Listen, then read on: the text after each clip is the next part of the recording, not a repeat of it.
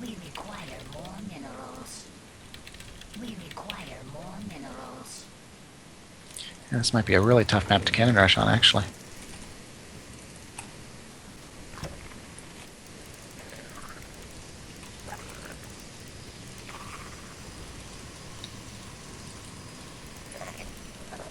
Oh, that was not what I meant to box.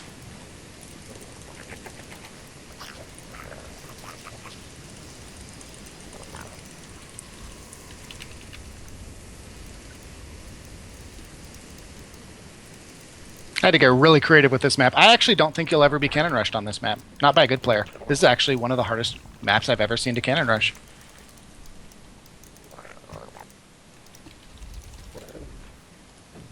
But this should give you an idea of what you're going to be up against. They're going to wall off with pylons to cut your access,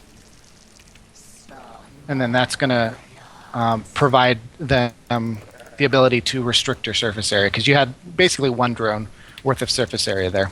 Yeah, I couldn't get in there and kill him. Which is very sad. At least I was able to get the other one, though. That's true.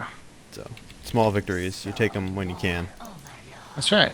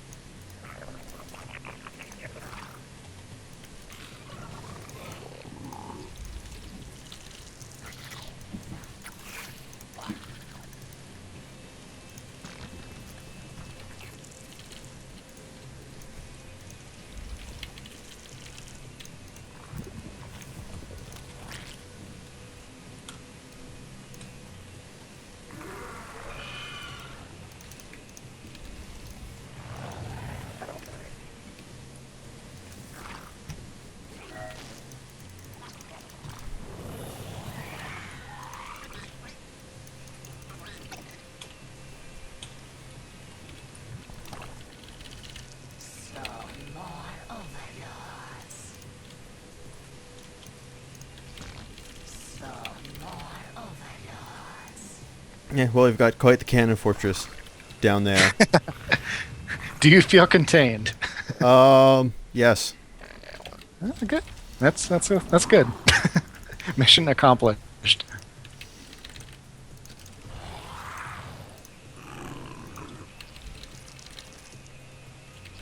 We require more minerals. We require more minerals.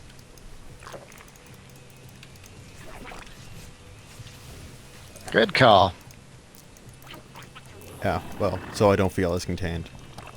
As, I wanted you to believe that I was. Sneaky. Yeah.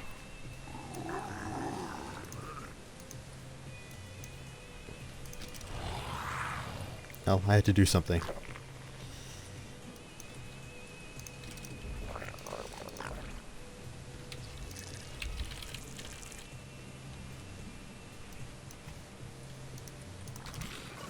And I'm sure the people are like really enthralled watching this right now.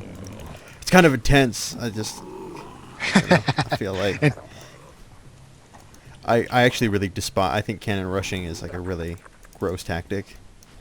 I don't know Oh, why. I love it. It's so I don't know. I find it fun just because it's so out of the norm, you know? What do you In mean? that regard. Well, it's just it's a completely different kind of game, especially macro cannon rushers, which there is such a thing. The macro cannon rushers? What do you mean? Hmm. No, there's guys who they play at master level and they open with a cannon rush, and then their intent is to set you far enough behind that then they can macro and be in good shape. Believe it or not, they do exist.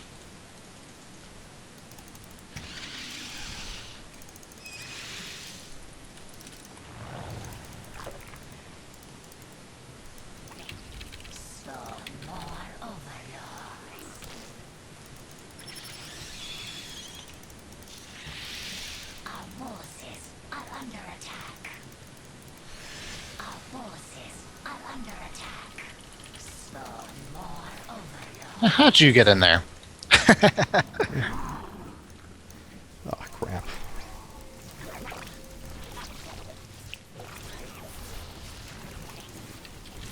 Our forces are under attack. More Vespine gas.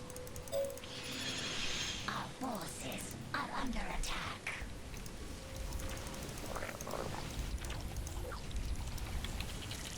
We require more Vespine gas.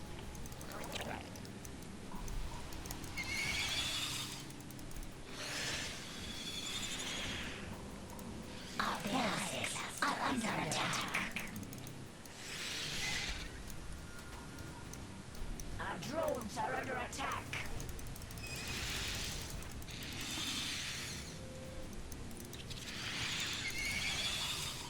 Our forces are under attack.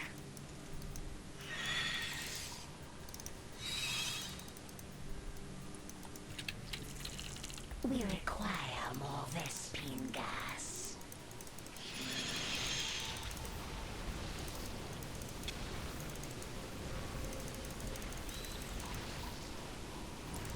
Our forces are under attack. We Well, I thought I might have enough mutas to be able to turn the tide, Our drones are under attack. but I'm done. All right. So that's good. But yeah, that's the trouble is even with getting that hidden off, it just sets you back so far that the better cannon rushers, they're going to know when it's time to say, okay, you know what, I'm not going to kill him outright. He's not Yeah. going to just GG like an Hydra. But I can still pull way ahead if I just go ahead and take my Nexus behind this. Because we notice I committed a ton to those cannons, probably more than I needed to. And I still was ahead on economy the entire game. Hmm. So that's the one thing that I don't necessarily want this to be something where you say, oh, I'm just going to go 15 pool every game now. But if you reach a point where you start seeing that sort of thing occurring on a regular basis, there's, I guess, two things you can do. You can either turn into cats, who somehow manages to go 3 or 4 hatch before pool versus cannon rush and make it work, or switch over to pool first. So, I mean, there's few and far between. There's guys who can pull it off. TLO once in a while will go that way as well. But by and large, people end up eventually having to go to pool first in some way, shape, or form. I see. So, and I think that's part of what's kind of dangerous about streams is sometimes you'll watch someone playing something that's just completely out there, and then it's like, oh, cool, I'll do that. And then turns out 3 hatch before pool is actually really, really bad unless you know exactly what the timings are. I watched a really interesting replay from a guy to counter Forge Fast Expand. He built like a Nidus worm and like had it erupt right outside the Protoss base, put a bunch of swarm hosts in it and some queens and like a bunch of drones. Then he built a bunch of like spore colonies around his Nidus worm and then just had the swarm hosts do their work and slowly grind them down. I was like, that's awesome. That's like the coolest thing I've ever seen. It's like this is piling layers of gimmicky on top of gimmicky. Yeah, exactly. That's pretty cool. Nick was using the queens to spawn creep tumors, and it was great. It was awesome. Like when I get good, when I grew up, I'm gonna try that. I'm going to do ridiculous looking things and make them work. Exactly. I want to get to that point where Oh, I yeah. feel comfortable enough to do like really weird things and try and make them work. The one that I loved, and this was something I believe it was Fruit Dealer, may have been Nesty. Either way, this replay got really popular, and it was he takes a drone, goes all the way over to the opponent's base. Meanwhile, he's crawling like 8 queens across the map. And once the queens get there, he takes the drone, drops a hatchery right in front of the opponent's base, cancels it. On the creep that was made by the canceled hatchery, he drops a bunch of creep tumors. Then, shortly after, follows like 12 spines, and he spine pushes the guy's natural. Wow. And it worked? It worked. Nice. Won, yeah. It was a queen spine push at like 7 minutes. It ended up actually winning GSL games later on, once people perfected it. That sounds incredibly useful, although I've never seen anybody do it before. Oh yeah, it phased out by the end of like 2010. It was one of those things where people did it as a fad for like a month because of the building positioning. They would always put their cyber core at the front like they do now, but people just didn't know the timings as well. So you could actually snipe the cyber core with some spines and cancel their warp tech, which ended the game because you had enough queens to deal with Void Rays if they were going Stargate. Nice. Yeah. It was a fun time to be playing StarCraft. Okay. So I promise that's the only cannon rush I'll do. Just kind of keep that in the back of your head as to whether you want to stay with Hatch first or switch over to Pool first. So I know you don't like, giving me build orders to do, but what is your build order versus Protoss? Well, my build order's a little wonky. It's 11 over Pool. And for those who don't know what an 11 over pull is, I know what it is, but there's probably people who are watching that don't know what it is. Yeah, I guess I'll detail the build a little bit here. I drone up to 10. Then I go ahead and do what's called an extractor trick, and that is when you drop an extractor and make another drone, then cancel it to force yourself over the supply cap. You're going to see 11 out of 10 in red numbers knowing you did it right. Then the part that means overpool in that is you make an overlord and then a pool. So that means I'm at 11 out of 10, immediately save up to 100 minerals, make an overlord. And then while that overlord's spawning, I'm just mining. And the moment that overlord spawns, the timing works out nice and crisp. I'm going to have enough for a pool. Then my overlord spawns, so I'm ready to start droning again. And at it depends on what I'm going for, but currently my standard is I'm going to drop my hatchery at 18 supply. I don't even know my own timings. And the way that's going to work is actually I'm going to drone up to, well, I guess the simpler way is you drone up to 15. You make a queen, you make a set of zerglings, those zerglings pop. You go ahead and take your hatchery at 18. I like to get really weird with it. I drone up to 16, and I do a second extractor trick by making my queen, then I extractor trick up to 19 out of 18, and I make the zerglings with that extractor trick. I found it's a little bit better economy. I feel my timings are a little tighter. But the reason I do this is a few different things. First off, it's completely immune to most cheese. As long as you know what you're looking at, it's pretty much immune to all cheese. So cannon rush, not a problem. Proxy gateway is not a problem. None of that. Also, the pylon block that's really common at master and grandmaster level, where they dance their probe around like I was doing last game, and instead of cannon rushing, they just drop a single pylon and delay you, and they may even cancel it to be really annoying. It's immune to that as well because you get your zerglings out in time to kill the pylon. So most people don't even attempt it. So that's what I like, but it's a really complicated build for those first few minutes. So you may find 15 pool to be a better option, which is not as good for 2-base play, but is much better for fast third play. Which may be what I would rather you learn how to do for now, just because that's standard, and we want to learn standard before we go crazy. That's what I see a lot of Zerg players doing is the fast third, especially when they see the Forge fast expand. They immediately take the third at like 4 or 5 minutes is something very common that I'm seeing. Yeah, absolutely. Now, the one thing that makes that kind of tricky is right now you are practicing dealing with certain timings, and taking a fast third in many respects make those harder to hold. And sometimes roachling actually holds easier on a fast third, but more often than not, it's harder to hold. So that's where I don't know if I necessarily want to push the fast third yet, but you may want to consider moving into 15 pool, 15 hatchery, so that you can then eventually move into fast third play. Okay. Okay, Well, you let's ready? try that then. Okay. Yes, I'm ready. Yeah, I actually was addicted to hatch third for a long time, and started raging really hard because everyone was cannon rushing me, and it got into one of those things where I was like, "Why do people keep cannon rushing me? I just want to go hatch first CVP." And everyone was like, "Dude, just stop going hatch first." I'm like, "No, I can't. I got to go hatch first, or I won't have enough queens." That was my justification for everything for about all of 2010, most of 2011 was I just need more queens and I need more creep tumors, and whatever makes that happen. Minerals. We require Yeah, that's something I definitely need to work on, is using my queen energy more effectively. we require more Yeah, it's one of those things that's easy to neglect because you just kind of say, "Well, I don't need any more larvae. Okay, we're good." minerals. And there's a lot more to it, especially when you get into transfusing. We require more minerals. We require more minerals. Yeah, that's something I don't use very often. I used it once in one match. I felt like a pro. Yeah, I transfused that spine crawler. What are you gonna do now, buddy? Yeah, it just effectively doubled its health.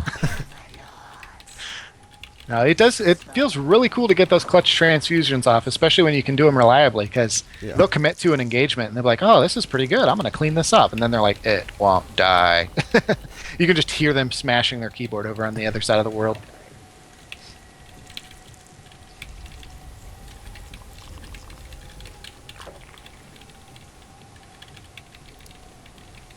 And also, well, mainly versus Terran is something I have a problem with is ending up with like a crap ton of minerals and nothing to spend them on. Mm-hmm. It's like I'll like 2,000 to 3,000 like minerals and 0 gas, and I'll be spawning lings like a madman, but there's not enough larvae. I can't spend the minerals fast enough. Yeah. Well, and that's where that hatchery rule wants to come into play. You just Yeah. want to make sure to keep that in mind. Because that's going to be your safety net for that for a long time. Minerals.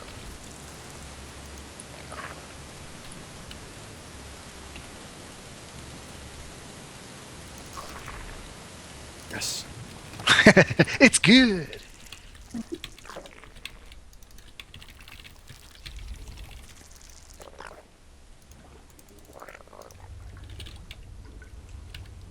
Okay. So you would not suggest going Overlord speed before Link speed. I wouldn't. For now, it's just one of those cases where I want to get you following some standard practices that'll keep you safe. And Overlord Okay. speed, as much as it feels like the scouting gives you a lot to work with, it actually is not as good as having map control with that link speed. Okay.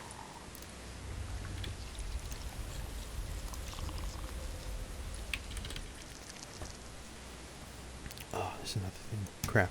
I had something again that I want to ask, but I lost it. Oh, is I also try and push out layers as fast as I can, especially versus Protoss, because I feel like layer tech is more useful against them, especially if they're going to go some sort of Stargate push. I mean, you need to have layer for, well, overseers in case they go for those goddamn Dark Templar, or of course Void Rays and Oracles and Phoenixes. Yeah. So I always try and get layer as soon as I possibly can. Okay. Versus Protoss. And that's fine. Eventually we want it to be something where instead of saying as soon as I possibly can, you say 5 minutes 45 seconds or whatever that may Okay. be. For now, though, it's not something where really your build is solidified much. So that's going to be a case where you start to study your own replays and say, oh, well, can I bump up that time, or maybe I need to relax that time a bit, allow myself more room to drone, and start making those little minor adjustments. Like in my ZVP, I pretty much have a rule that I must start my layer by 6 minutes. Okay. But that's because I take a very fast layer for the swarm host timing.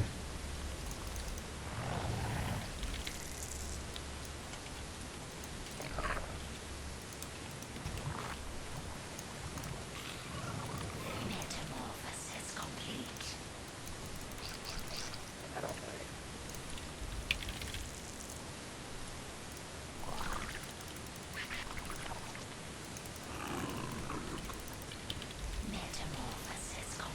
Remember to grab those Zelnagas. Even on this map, they'll help you a lot.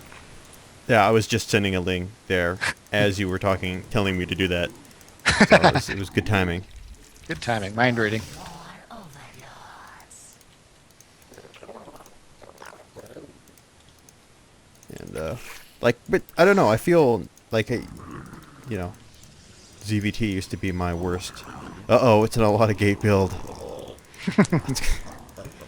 Well, this is just 4 at 7 minutes, so I wouldn't necessarily get too worried yet. I'd hold off until you see just a couple more, possibly.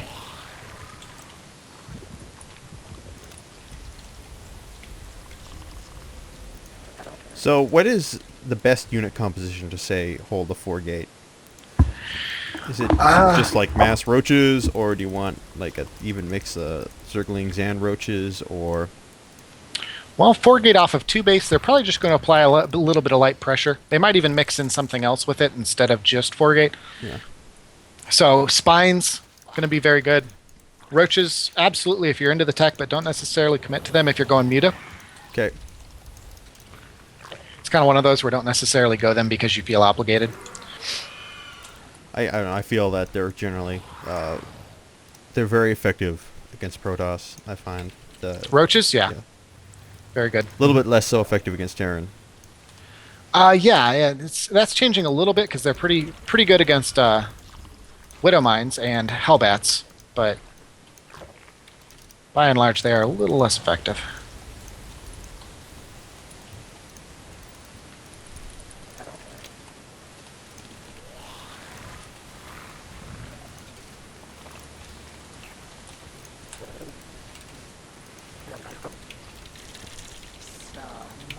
Well, there goes the spine crawler.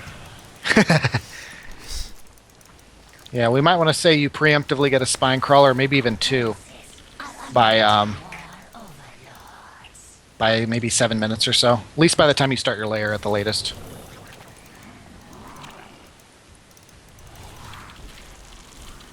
We require more. Our drones are under attack. Oh crap!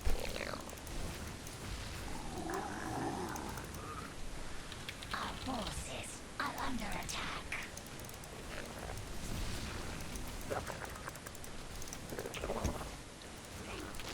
Our forces are under attack.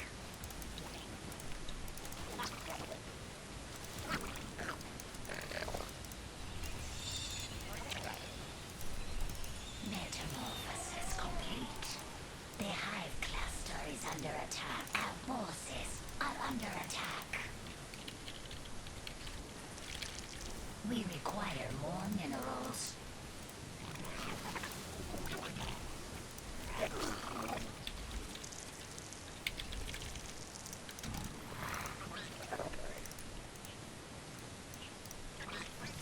Hey, look at that. That is a fast third. I like that. Jesus Christ! Oh, I'm glad that you have that much, though. That's good. I was worried you were just on 2 base. No, Our drones are under attack. I think I have. The hive cluster is under attack.